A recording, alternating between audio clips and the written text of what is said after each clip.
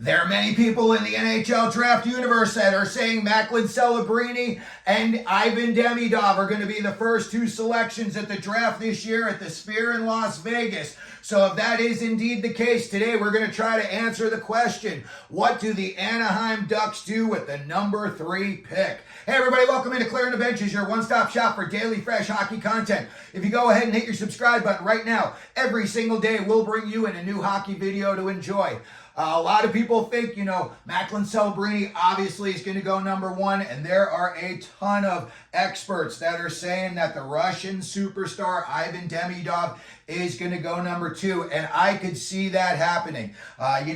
It doesn't add up mathematically, but there's about 8 guys that I could see have a 50-50 chance at getting drafted number 2 overall, and Demidov is definitely one of them. So for the purposes of this video, let's say Celebrini and Demidov go 1 and 2. What do the Anaheim Ducks do at 3? Let's take a look at their GM first, Pat Verbeek. Let's try to get in his mindset, see what kind of things he may be thinking coming up on the draft. First of all, he played in the NHL, and he was 5'9", 190 pounds. He had 522 goals to go with 540 assists for 1,062 points. Hold on to your hat. He had 2,905 penalty minutes. He's 11th all-time. Rick Tocchet is number 10 all-time with just 65 more penalty minutes than him with 2,970. And Craig Berube comes in at number 7 with 3,149 penalty minutes. So when you see these guys' coaching styles, Berube and Tocchet just won the Jack Adams, and Berube just got hired up in Toronto. These guys all think the same. So again, when you look at how Pat Verbeek may be thinking moving up into this draft, it gives us a little better idea of, where he's coming from.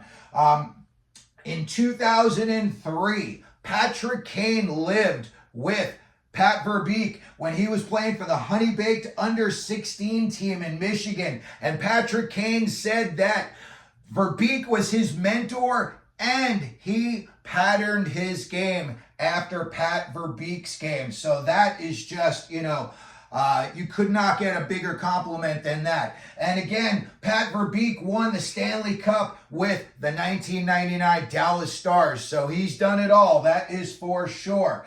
Let's take a look at what the Ducks have done recently in the draft. And in the last 5 drafts, they have gone center, D, center, D, center. So if they're going to follow that pattern, they would take a D-man this year. But let's take a look and see where they're at. First of all, 2019, they started off by taking the center, Trevor Zegras. Had an off year last year. Let's hope he has a bounce back year for them. 2020, they took the defenseman, Jamie Drysdale, who they've since moved on from, traded him to the Philadelphia Flyers for Cutter Gauthier, and I think Cutter Gauthier is a very Pat Verbeek type of kid. So I'd be very interested to see how that plays out in the very near future.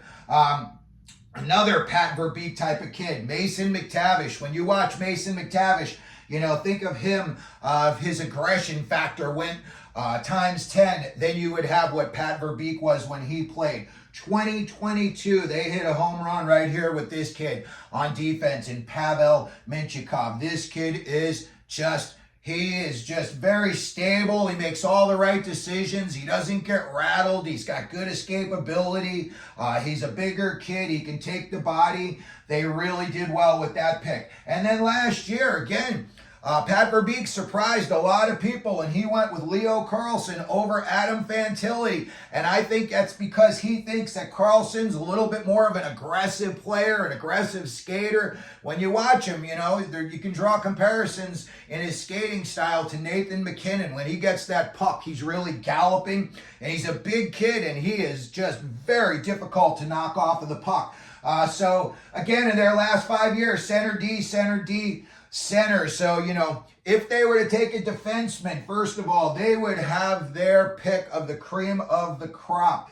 There are just a plethora of good defensemen. There are 6 really good ones that they could choose from at that pick.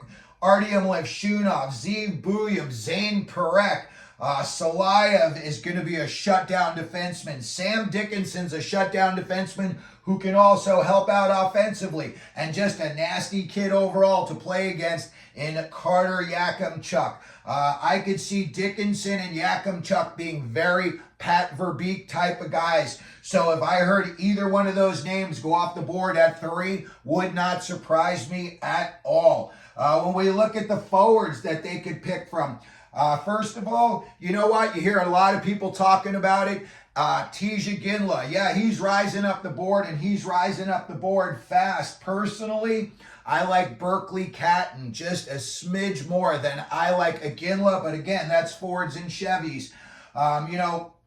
When I look at what they could do at forwards, Pat Verbeek is the type of guy, he's very confident in his abilities. That's why he went ahead with the Carlsson pick over Fantilli. If he were to take Tij Iginla at the 3rd overall pick, would not shock me. I think a more likely scenario would maybe he would, trade down, swap picks with somebody in maybe the top 10. I don't think he wants to drop out of the top 10. But again, if he really wanted Tij Iginla, him and Iginla's old man, they played around the same time. They played the exact same game. Very just in your face, crashing the net, not afraid to fight you, not afraid to, give you a nasty cross check. So I could see a guy like Pat Verbeek potentially falling in love with a kid like Tij Iginla and just shocking everybody and taking him at number 3. If you wanted to add a bigger body to the lineup, you've got some guys that are a little on the frail side. Troy Terry's not the biggest guy. Zegras isn't the biggest guy. Mactavish is a smaller guy. You could draft Catden Lindstrom. Lindstrom is drawing comparisons to Eric Lindros, 6'4", 240. It's like a freight train with a hockey stick and the puck. Good luck stopping that. And a guy like Lindstrom has got a little nasty streak to him too. So the only problem I see with Lindstrom is that, the injury thing. And again, he plays a very physical game, so that could lead to more injuries in the future. Hopefully he's 100% healthy and he stays healthy and we get to see him at his best. But I could definitely see, again, he being a very, somebody that Pat Verbeek would be very interested in. And again, another kid that I see coming out of the WHL, and he may drop down a little bit because of all the defensemen, but that is Berkly Catton, and I could see him being a Pat Verbeek type of guy too. I think number 3 might be a little bit high for him, but again, you never know what a guy like Verbeek's going to do. He doesn't care what you think, it's what he thinks. If he falls in love with the player, if he sees somebody maybe he sees himself in, and Berkly Catton, highly skilled, he's got a little nasty attitude to him as well. Maybe a guy like Verbeek says, let's roll the dice and take a chance on Catton. Option number 2 would be they trade the pick. If they were to trade the pick, I could not see them doing it, dropping out of the top 10 in the first round, unless they were to, trade it for, blockbuster deal and they're just getting some insane superstar with that pick. So let's take a look at some teams that may call Pat Verbeek, or he may call them and try to kick the tires on a trade. First of all, San Jose, they're taking Macklin Celebrini, number 1 overall. Maybe they want to use that number 14 pick they have in some of their future draft assets, or maybe a prospect to try to move up. Maybe they want to move up and they've got their eye, on a defenseman. Maybe they fell in love with, Buium or Levshunov or one of those guys. Or maybe they want a big body and they want to put Catden Lindstrom up there and have it so that you would be bringing up Celebrini and Catden Lindstrom at the same time. That's not out of the realm of possibilities. Mike Greer's going to want to make a big splash and a big push forward this year.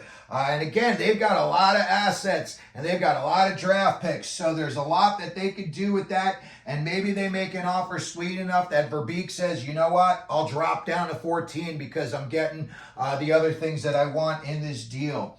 Next up on a team that, obviously you're going to have to call them is the Calgary Flames. And you just say, hey, we're about to make our pick, 15 minutes, 10 minutes, however long you get. And you say, we're thinking about taking Iginla. If you want him, you can have him right now, I don't see a downside to Calgary trading up and picking Iginla. I think, first of all, the city would love it. The league would love it. It would give everybody such an awesome story to talk about, leading into the future. And again, you don't want to be Calgary and you pass on Tij Iginla, and then he goes on to be a superstar somewhere else, and everybody says, what are you doing? You had a chance to take this kid and you let him go. So I could see Calgary trying to put something together. They pick at number 9. Maybe they say to Pat Verbeek, hey, you know what? We'll give you, swap the 3, we'll give you the 9, and we'll throw in, Igor Sharangovich. Sharangovich had 31 goals, 28 assists this year. He's only 25 years old, and he looks like he's getting better every year. That would be a good skill guy that you could, put out there with Macklin Celebrini. So another guy, you know what? If they had to, maybe if they were really, really trying to get Iginla with that pick, maybe they would, say, hey, we'll give you the 9 and Connor Zary. I would never move off from Connor Zary. I think that kid's going to be a star in this league for years to come. But you never know what happens in these trade negotiations. And I can see Pat Verbeek loving a kid like Connor Zary and saying, we want that kid in part of the return package. So again, that might be a little bit high for Tij Iginla. But if you're Calgary, how could there be a downside to making a trade for him? Your fan base would just be so excited, as would the league. Next up, a team that could want to move up, and maybe they've got their eye on somebody that they want to, go after, and that's the Ottawa Senators. They pick 7, so maybe they say, hey, listen, we'll swap the 3 and the 7.